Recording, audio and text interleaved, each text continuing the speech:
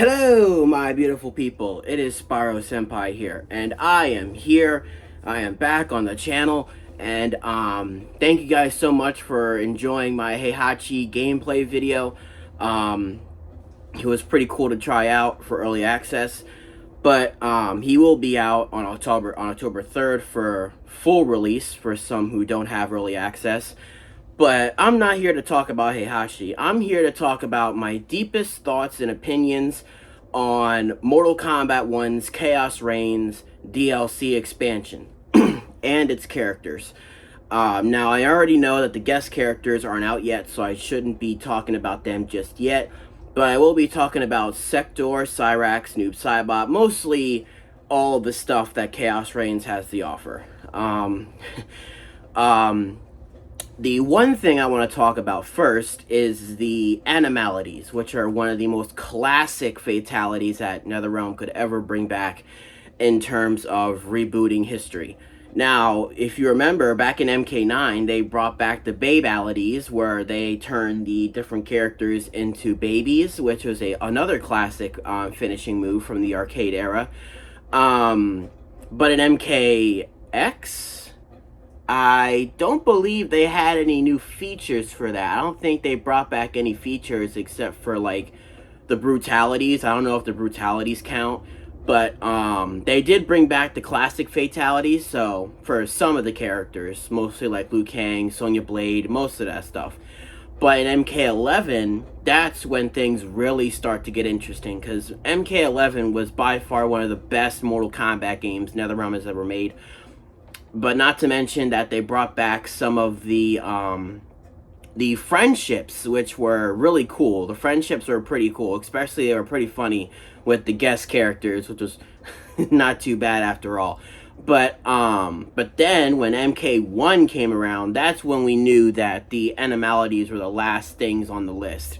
Because, like, I don't know if they had any other type classic finishing moves during that era of the arcade era.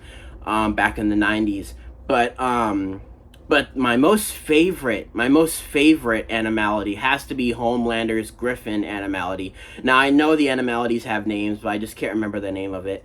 But yeah, Homelander's Griffin animality is definitely my favorite. Omni-Man's, I'm not sure if that counts. I mean, Reptiles was absolutely terrible, I'm sorry to say, but his wasn't even an animal at all, but a plant. But Omni-Man's did interest me too, because I don't know if his referenced something, like, because most of his dialogue, brutalities, and other stuff are all basically references to the show Invincible. But yeah, Homelander's was definitely creative. Peacemaker's was definitely cool too. But my most favorite is obviously Homelander's. I gotta give Homelander some love. Sure, his moveset doesn't interest me, but I'm starting to get good with him very slowly. But the animalities are a pretty good touch, pretty funny. Especially when Quan Chi turns into a skeleton T-Rex, which is probably interesting because most of his moves are basically skeleton based, like his uppercut and and his bone like surrounding shield thing that surrounds the opponent, but something like that. But But my honest opinions on them is pretty cool. Even though I was born in the 2000s, I wasn't really the right age to play Mortal Kombat until I was like, I don't know what age. But Mortal Kombat 9 was the first Mortal Kombat game I played. And that's when I really started liking fighting games. I started playing Smash Brothers. I started playing Street Fighter, Soul Calibur, Dead or Alive, etc. All those fighting games back years ago, before I made this channel, or when I started this channel and when I started uploading. But the animalities are a neat touch. I mean, it is pretty funny. Some of them are pretty funny. Some of them are unique. Some of them are just downright but they're a pretty good touch. I'm really glad that NetherRealm brought back the classic stuff. Definitely worth playing Mortal Kombat 1 if you're into this whole classic stuff that they're putting into these new games. But But one thing I want to talk about is the characters that were released alongside Chaos Reigns. Not the guest characters. I'll get to them when they release. But Noob Saibot and the gender-swapped Sector and Cyrax. Now, hear me out on that. Now, I don't mind female characters in fighting games. Now, I mean, let's face it, I love female characters in fighting games. My favorite characters are Judy, Lydia Sobieska, Honoka, and what other and Taki from Soul Calibur. Those are my favorite female characters. Now, Farah is actually one of my favorite my most favorite cameos. Freya is also one of my favorite female characters from God of War. Now, again, I don't mind female characters in video games. I mean, nothing wrong with that. But people have been, I mean, not everyone likes change. I mean, I understand it's a new timeline, it's a new era. Things are going to change. Storylines are going to be changed. Characters are going to be swapped in terms of like story, realms, gender, etc. But I don't mind Sector and Cyrax. I actually enjoy Sector more than, or let me rephrase that. I actually enjoy Cyrax over Sector. Sector is pretty cool too. I mean, she's got a pretty unique move set with her armor. Cyrax interested me the most because I guess I mostly used Cyrax in past games like MK9. Can't say MK11 because he was an NPC in the story. But MKX with Triborg, I mostly used him most of the time, or that variation wise. But I actually don't mind them. I mean, sure, I had a change of heart when I saw more trailers and their gameplay and combat cast, but I'm actually enjoying them. I already got most of the characters maxed out. Well, DLC characters. Well, Noob, Saibot, Sector, and Cyrax. But I actually enjoy the gender swap female Sector and Cyrax. They're actually pretty good. It is pretty unique that they gave the female Sector an accent. I don't know if Sector, or not Sector, I meant Cyrax. I'm very sorry. I'm talking so fast. But it is pretty cool that they gave Cyrax, the female Cyrax, an accent. I don't think Cyrax has ever had an accent, both male or female. But it is a pretty neat touch. Pretty neat touch to her character. And her gear, her helmets are pretty cool. The classic gear helmet that I love the most. I don't have a favorite. I mean, I do have a favorite gear piece. It is the classic headpiece for both Sector and Cyrax. Now, Noob Saibot. I was pretty disappointed for how they remade Noob Saibot. Now, I am pretty happy that they brought back his classic outfit, but it's not the Noob Saibot that I'm used to. I mean, again, I grew up with, I never really played Mortal Kombat. I was mostly used to the old timeline with Raiden being the protector, Shao Kahn being the, well, actually, I prefer Katana over Shao Kahn, or Kotal Kahn being Kahn. Liu Kang being the champion of the tournament, Shang Tsung being the host of the tournaments, the Netherrealm having more lore, like having Shinnok and Quan Chi being the specters of the Nether, not really specters, but rulers of the Netherrealm, Scorpion being of the Netherrealm, Noob Saibot of the Netherrealm. But I'm starting to adapt to this new era. I mean, I'm starting to like Fire God Liu Kang. He has more better characteristics, like his tattoos glowing on his arms, his glowing eyes, the outfit attire is pretty cool. I am starting to like this new era. I'm starting to adapt, because when I first saw the teaser trailer for Mortal Kombat 1, I had some doubts.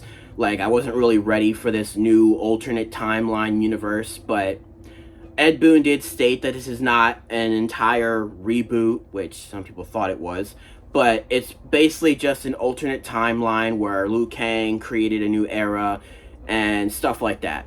But I'm starting to adapt to it. I'm starting to like it. I am starting to like General Shao's design, because the horns and stuff like that. But overall, I'm starting to like Mortal Kombat 1 now. It still gets a solid 8 out of 10 from me. Now, the story, this is where I wanted to get to the most.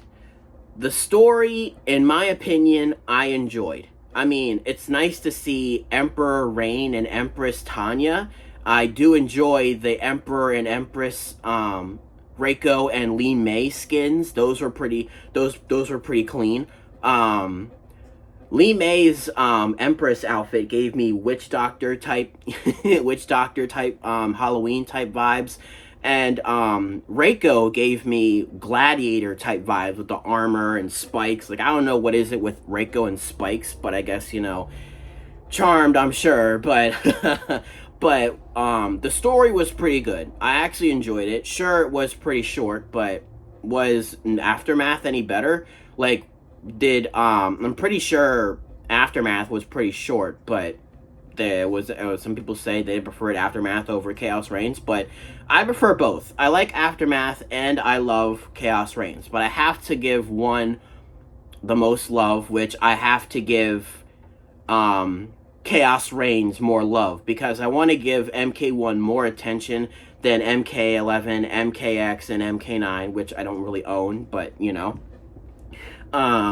But some people say otherwise. I mean, some people, or some of you guys will probably say otherwise in the comments. But I truly love Chaos Reigns. I mean, heck, Havoc puts up a good challenge than Shang does in part 1. I mean, I've lost to Havoc like 2 or 3 times, no matter how many times I change the difficulty on the story. Like, I'm glad that the test your might parts are gone. Thank God, because I never really liked them. But thank God I turned them off when I first played the part 1 story. But I have noticed that it was pretty short. But I mean, it is pretty sad that most characters didn't have any parts of the story. But I am pretty satisfied with this story. Sorry, ow, my my foot just cracked. Sorry, or popped. But I am pretty happy to see Titan Havoc, and at least he was unlockable through the story along with his headpiece, than just, you know, unlocking him from some invasion season like Shang Tsung. But I am pretty sad that the invasion mode is gonna be ending, and thank God I got most of the skins that I wanted. Well, some. I missed out on Order of Darkness, Smoke, and Order of Darkness, Kenshi. I'm not the only one. I'm pretty sure some of you guys have missed out on it. I'm talking so fast. I'm very excited because I'm trying to get all my excitement and stuff off my chest for this story DLC. But how do I rate Chaos Reigns' story? Well, there wasn't really anything, besides the changement of Noob Saibot. Instead of him being of the Netherrealm, he's a creation of Havoc. It gets a solid 8. Just like with Mortal Kombat 1 as a whole, it gets a solid 8. Nothing really disappointed me, except for, like, seeing Rain get killed. Well, Emperor Rain get killed off. That was the most disappointing part, because Rain is one of my favorite characters in Mortal Kombat as a whole. And I was pretty sad to see that a dragon was held captive in Havoc's dungeon or maze, whatever you call it. But nothing really disappointed me. I mean, I liked the story. It was pretty good. Sure, I'm pretty sad that they're not going to recycle the invasion seasons like they do with Combat League seasons. I am pretty sad about that. Well, I'm not sure, because they didn't really announce any of that yet. Well, I'm sure they will once they release all the DLC and content for the game until it fully dies or whatever. Oh, the game just installed. Sorry about that. But yeah, those are my opinions and thoughts on Chaos Reigns. Let me know in the comments, what are your honest opinions and thoughts of Chaos Reigns? Like, was it good? Was it bad? Was it in the middle? Was it decent? Or could they have done better? Or could they have given more characters or more chapters or something like that? So I gave Chaos Reigns a solid 8 out of 10, just like with Mortal Kombat 1 as a whole. Nothing disappointed me except for seeing Rain die and a dragon being held captive. But nothing bad or disappointed me. Hope you guys enjoyed. Again, let me know in the comments what your honest thoughts and opinions are of Chaos Reigns. And as always, I'll see you guys next time.